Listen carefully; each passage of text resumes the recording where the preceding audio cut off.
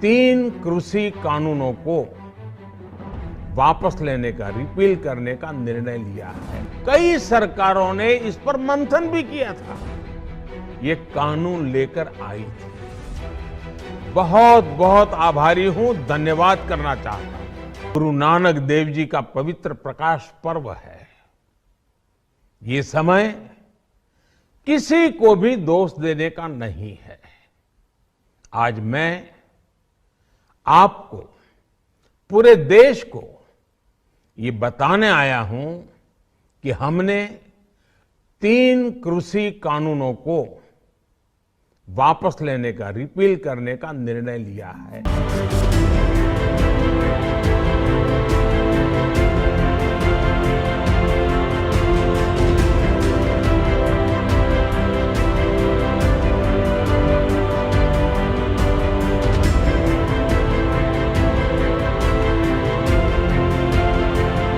अपने 5 दशक के सार्वजनिक जीवन में मैंने किसानों की परेशानियों को, उनकी चुनौतियों को बहुत करीब से देखा है, महसूस किया है।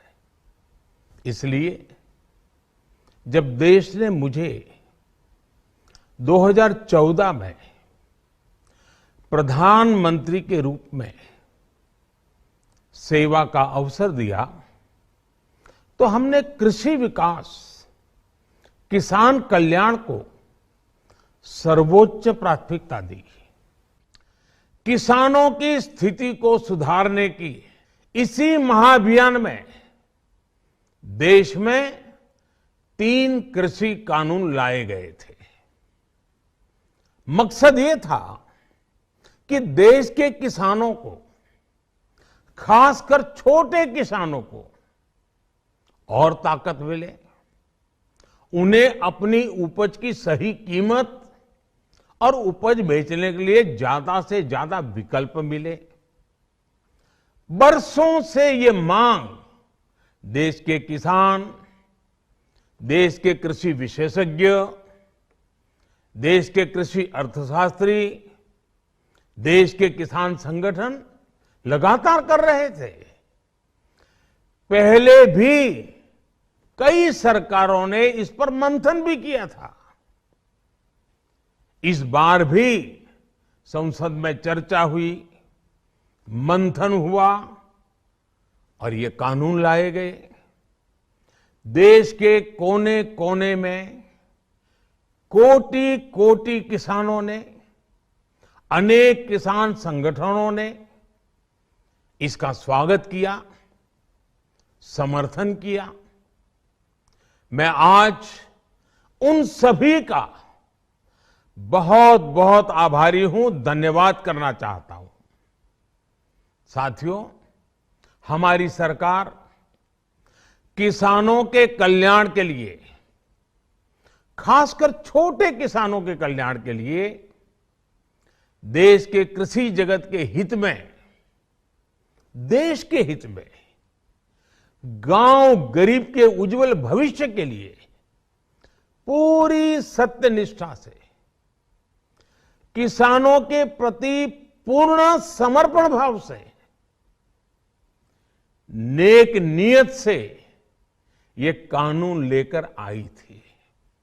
लेकिन इतनी पवित्र बात, पूर्ण रूप से शुद्ध किसानों के हित की बात, हम अपने प्रयासों के बावजूद कुछ किसानों को समझा नहीं पाए।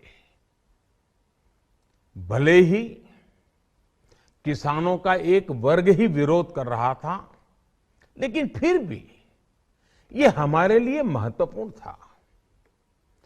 कृषि अर्थशास्त्रियों ने, वैज्ञानिकों ने, प्रगतिशील किसानों ने भी उन्हें कृषि कानूनों के महत्व को समझाने का भरपूर प्रयास भी किया।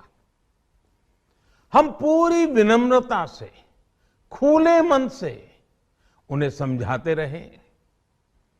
अनेक माध्यमों से व्यक्तिगत और सामूहिक बातचीत भी लगातार होती रही। हमने किसानों की बातों को, उनके तर्क को